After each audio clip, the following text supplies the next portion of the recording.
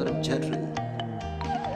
जैसे वृक्षों में फूल लगते, ऐसे ध्यानी में स्वर्ग लगता है। मेरा संदेश है, ध्यान में डूबो। और ध्यान को कोई गंभीर कृत्य मत समझना। ध्यान को गंभीर समझने से बड़ी भूल हो गई। ध्यान को हल्का फुल्का समझो, खेल खेल में लो।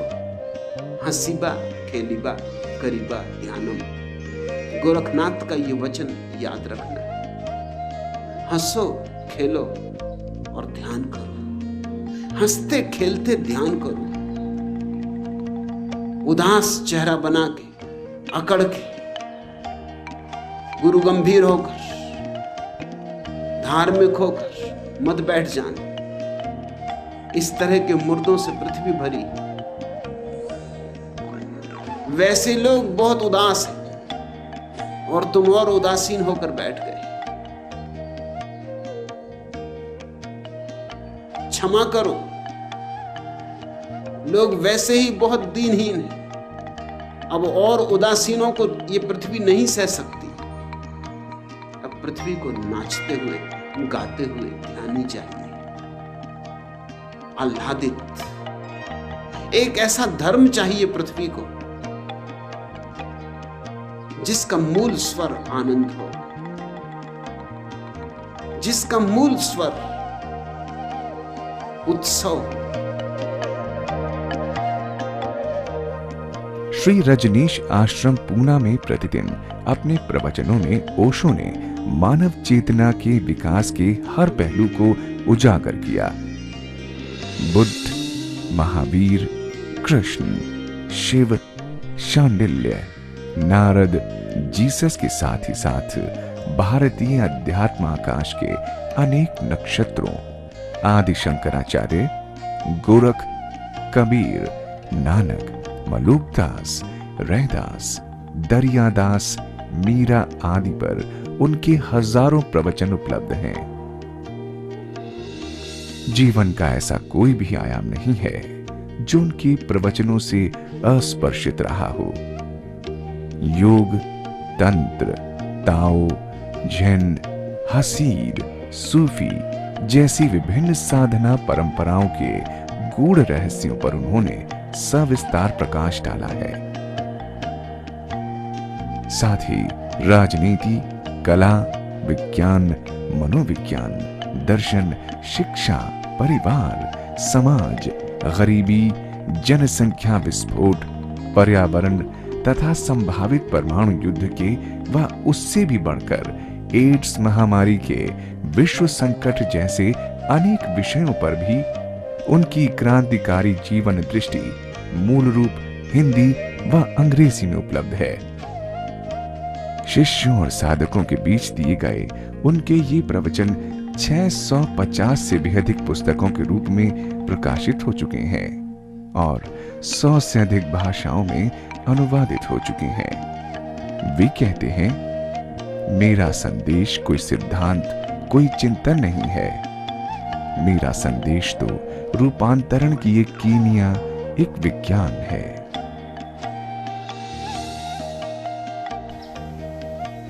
ध्यान का अर्थ होता है न विचार, न वासना, न स्मृति, न कल्पना। ध्यान का अर्थ होता है भीतर सिर्फ होना मात्र। ध्यान है मृत्यु, मन की मृत्यु, मैं की मृत्यु, विचार का अंत। शुद्ध चैतन्य रह जाए, दर्पण जैसा खाली, कोई प्रतिबिंब ना बने। तो एक तो यात्रा है ध्यान की, और फिर ध्यान से ही ज्ञान का जन्म होता है। जो ज्ञान ध्यान के बिना तुम इकट्ठा करते हो वह ज्ञान नहीं है, ज्ञान का धोखा है, मिथ्या ज्ञान है। शास्त्रों से, सिद्धांतों से, दूसरों से, अन्यों से तुम जो इकट्ठा कर लेते हो वह ज्ञान नहीं है। ज्ञान तो ध्यान में जन्मता है। ध्यान है शुद्ध बोध।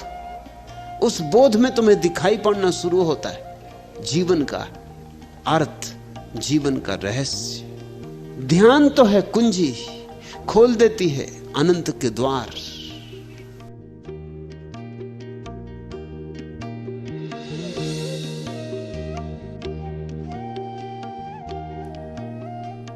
ओशो अपने आवास से दिन में केवल 2 बार बाहर आते, प्रातः प्रवचन देने के लिए और संध्या समय सत्य की यात्रा पर निकले हुए साधकों को मार्गदर्शन एवं नए प्रेमियों को संन्यास दीक्षा देने के लिए।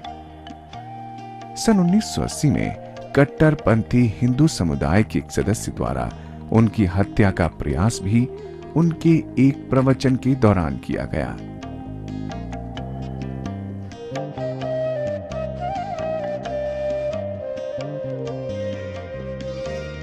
अचानक शारीरिक तल पर अस्वस्थ हो जाने से 1981 में उन्हें अमेरिका ले जाया गया।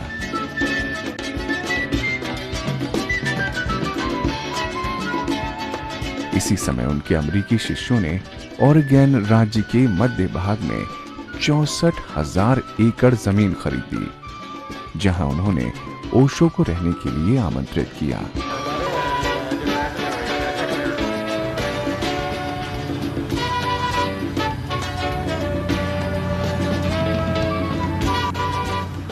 धीरे धीरे ये अर्ध रेगिस्तानी जगह एक फूलते फलते कम्यून में परिवर्तित होती चली गई।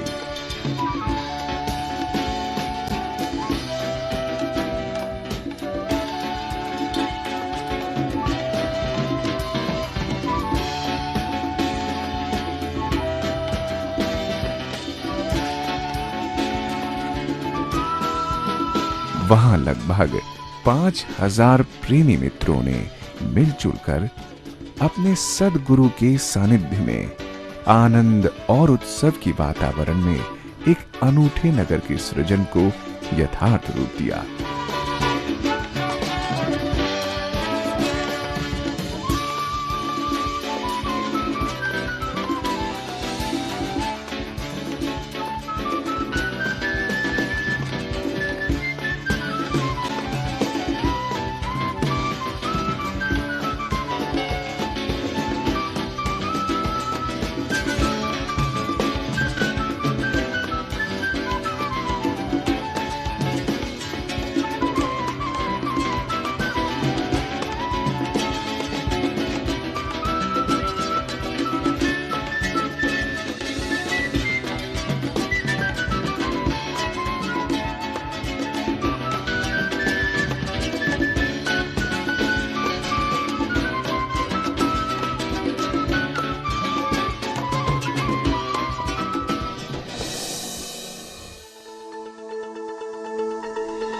शीघ्र ही ये नगर रजनीशपुरम नाम से संयुक्त राज्य अमेरिका का एक इनकॉर्पोरेटेड शहर बन गया।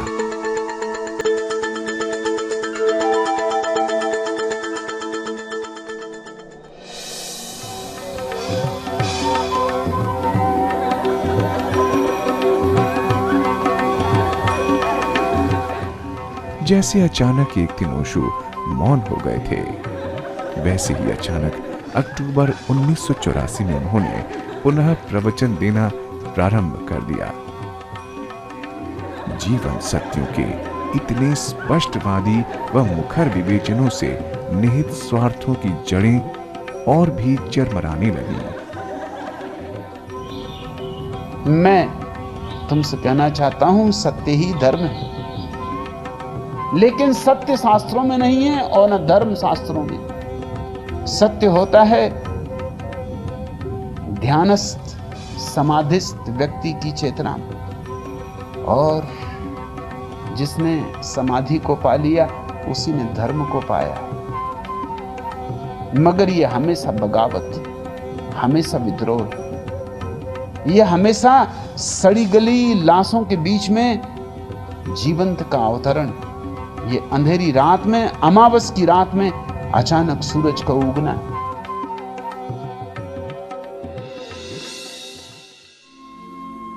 अक्टूबर 1985 में अमेरिकी सरकार ने ओशो पर आप्रवास नियमों के उल्लंघन के 35 मनगढ़ंत आरोप लगाए। बिना किसी गिरफ्तारी वारंट के ओशो को बंदूकों की नोक पर हिरासत में ले लिया गया।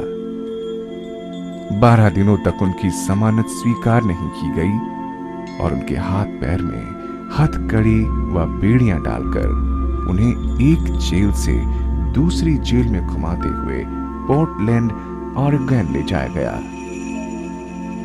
इस प्रकार जो यात्रा कुल 5 घंटे की थी वो 8 दिन में पूरी की गई। जेल में उनके शरीर के साथ बहुत दुर्व्यवहार किया गया और यहीं संघीय सरकार के अधिकारियों ने उन्हें थैलियम नामक धीमे असर वाला जहर दिया। 14 नवंबर 1985 को अमेरिका छोड़कर ओशो भारत लौट आए। यहां की तत्कालीन सरकार ने भी अमेरिका के प्रभाव में उन्हें समूचे विश्व से अलग थलग कर देने का पूरा प्रयास किया। तब ओशो नेपाल चले गए। नेपाल में भी उन्हें अधिक समय तक रुकने की अनुमति नहीं दी गई। फरवरी 1986 में ओशो विश्व भ्रमण के लिए निकले, जिसकी शुरुआत उन्होंने ग्रीस से की। लेकिन अमेरिका के दबाव के अंतर्गत 21 देशों ने या तो उन्हें देश से निष्कासित किया या फिर देश में प्रवेश की अनुमति ही नहीं दी। इन तथाकथित स्वतंत्र व लोकतांत्रिक देशों में Greece, Italy, Switzerland, Sweden, Great Britain, पश्चिम जर्मनी, हॉलैंड, कनाडा, जमाइका और स्पेन प्रमुख थे। ओशो जुलाई 1986 में बंबई और जनवरी 1987 में पूना के अपने आश्रम में लौट आए। यहां वे पुनः अपनी क्रांतिकारी शैली में अपने प्रवचनों से पंडितों, पुरोहितों और राजनेताओं की पाखंडों व मानवता के प्रति उनके षड्यंत्रों का पर्दाफाश करने लगे। इसी बीच भारत सहित सारी दुनिया की बुद्धिजीवी वर्ग व समाचार माध्यमों ने ओशो के प्रति गैर पक्षपातपूर्ण व विधायक चिंतन का रुख अपनाया। छोटे बड़े सभी प्रकार के समाचार पत्रों व पत्रिकाओं में अक्सर उनके अमृत वचन अथवा उनके संबंध में लेख व समाचार प्रकाशित होने लगे।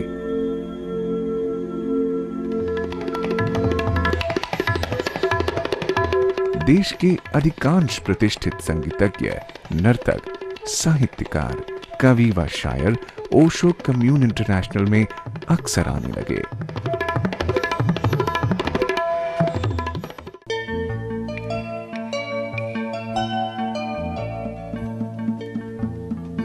छब्बीस दिसंबर 1988 को ओशो ने अपने नाम के आगे से भगवान संबोधन हटा दिया।